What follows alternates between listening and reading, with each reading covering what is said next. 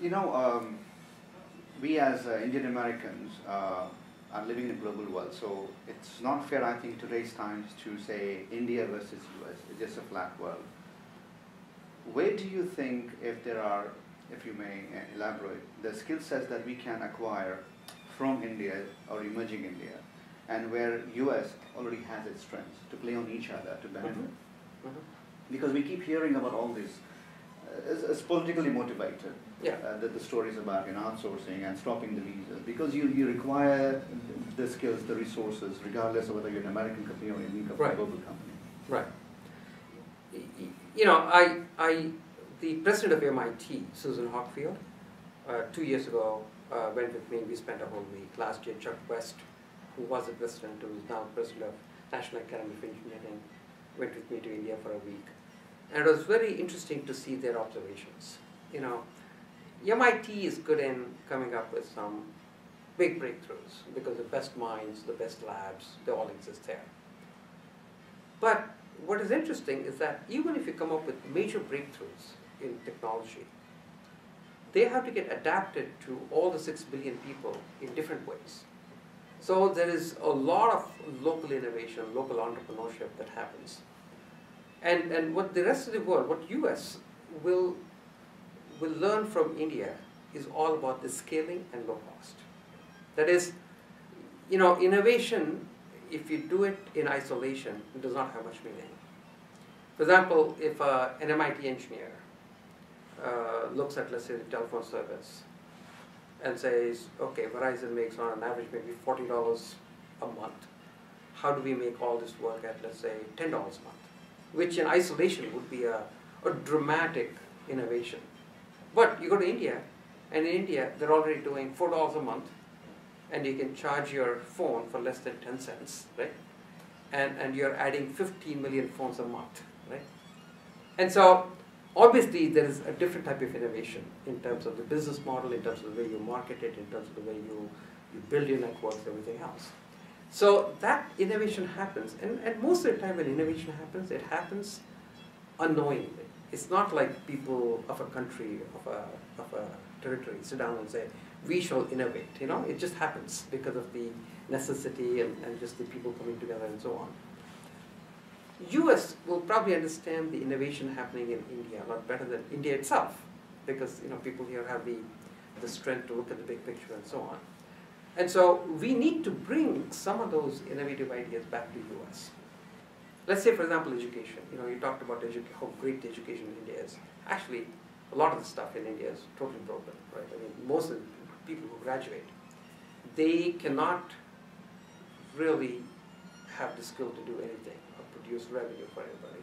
But because a lot of these companies are growing so fast, let's say the IT companies, they have figured out a way to look at 1 million people, qualify people based on just aptitude, not so much the training, and then train them for 3 months, 4 months, or whatever, and then they start producing revenue.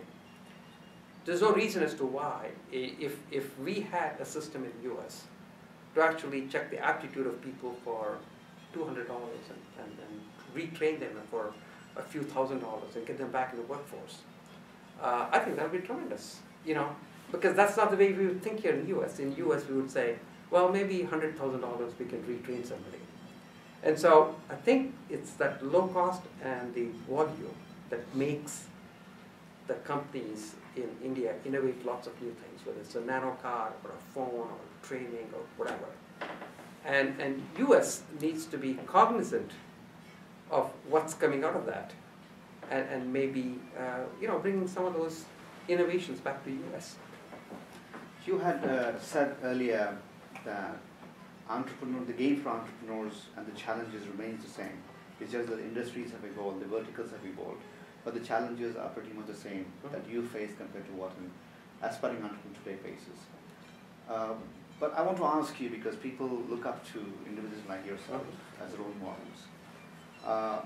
If you were to still throw out a couple of key takeaways for the audience, what do you think are the fundamental elements an entrepreneur should never forget?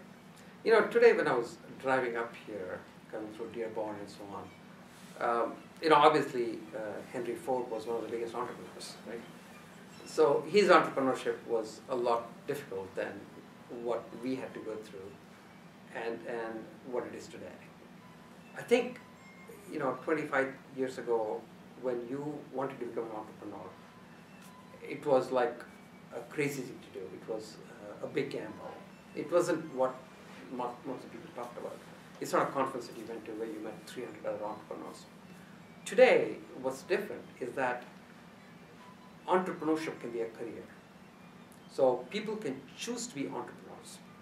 And typically the entrepreneurial games last for, within 4 or 5 years, you know whether it's going to work or not. If you fail in the first one, you'll get to do it again, and your chances are better second time. If you fail the second time, you get to do it again the third time.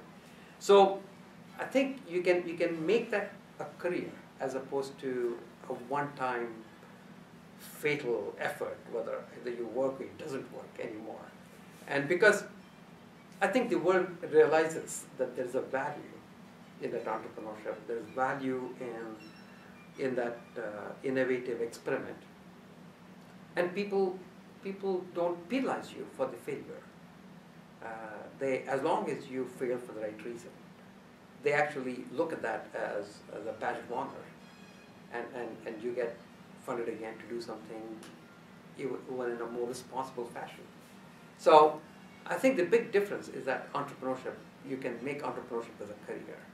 But what hasn't changed is that every entrepreneurial opportunity, when it comes down to the individual, when he has to pull that plug, when he has to jump off the cliff to take that plunge, I don't know if that's any different. An ethnicity-based question. Indian Americans who came here primarily came from low middle class background. A lot of emphasis on education. I don't know. I've met many great people like yourself. Not many have come from business backgrounds. How do you think they have done so well, and only after coming to this land? I don't think it's a big mystery. I think usually immigrants always do better. I think when people get dislocated, they always become better entrepreneurs because, out-of-box thinking becomes a very natural thing for anybody who gets dislocated. It's not just Indians coming from India to US. Same thing happens when people from US go to India or China or somewhere else. Because I think when people grow in a certain environment, particularly when they grow with a lot of the comforts, you get to take everything for granted. You don't quite appreciate all the assets that you have. And also, you don't quite see new ways of doing things. Whereas when you come in from outside, you always think a little differently. So one of the things I always talk to young people here in the US about is to make sure that they travel.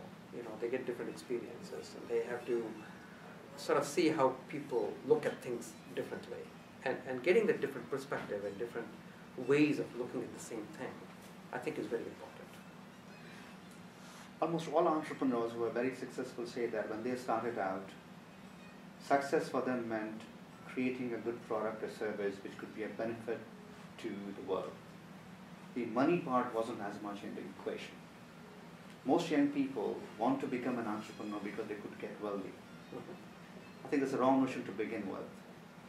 What I'm trying to get at is, A, if you can impart some wisdom as to why that is not the right thing to do. 2, after having achieved so much success, how do you remain humble and always giving back, thinking of giving back to society? And it's a big lesson to learn from you. Well, I think number one, there's nothing wrong in making money. I mean, making money is a good thing. Having another resource is not a bad thing. But I think if entrepreneurs start a company or start a venture with the hope that they're going to sacrifice a lot, work really, really hard, and in another 3, 4, 5 years or whatever, make it big and happily live ever after, it may be a very disappointing experience. I mean, I think we've had a lot of cases where this actually worked out in the 99-2000 bubble, where people started companies and very quickly got rich and had an exit. But in general, it does not happen. In general, it happens to be a very long journey, and it may take a long time before you see something, or you may not even see anything at the end, right? So I always sort of give the analogy of how, if you go swimming, and if you're a swimmer, if you think you're going to swim 10 laps, after 9 laps you get really tired. The 10th looks very hard. If you think you're going to swim 100 laps, then the 10th one is pretty easy. It's the 99th, which becomes really hard. So I think if you want to really enjoy the entrepreneurship, you should become an entrepreneur because really you enjoy doing that. Number one, you don't look at it as a sacrifice, and number two, you really don't expect that it's going to get rewarded instantly and that you happily live ever after. And if you look at it as a long marathon, then you may get lucky, in which case it's a nice thing to happen. But even if it doesn't happen, you are enjoying, and mentally your mindset is to do it for a long period of time because you enjoy doing it anyway. And so that's why looking at entrepreneurship as a career, I think, is very important. Now, in terms of even after you're successful, I think for you to be, what's happened, for me, happiness is your opportunity to get up in the morning and be excited about the day. Right? If you get up in the morning and if you're excited about the day, you're happy. And that's the best thing about being entrepreneurs. Entrepreneurs are very optimistic. They always believe that tomorrow is going to be better than today. And if you live your whole life feeling that tomorrow is going to be better than today, that's not a bad way to live. But to be able to do that, to really have that excitement, you have to reinvent yourself. You have to have a new idea that you're working on, which probably has an equal chance of either working or not working. There's always this feeling that it may work, may not work, right? But you're constantly reinventing yourself, you're coming up with new ideas, you're working on new things. And if you give that up, I think then you sort of hit a dead end. And sometimes what happens in people's career is that they get very lucky and they rise to a level which is way above where they really belong. And then it becomes very hard because now they don't have the humility to come back to what they're good at, and they get stuck. And so you feel sometimes, you see these people who have been successful, but they are really not having fun anymore because they don't have the ability to come down and recreate and do things that they're good at, and they're not good enough to operate at the level where they got to. And so what you don't want to do is to get stuck. I think that's the old thing about rising to a level of incompetence. So you don't want to get too lucky and get to a level of incompetence where you're very unhappy. So you want to continuously be growing.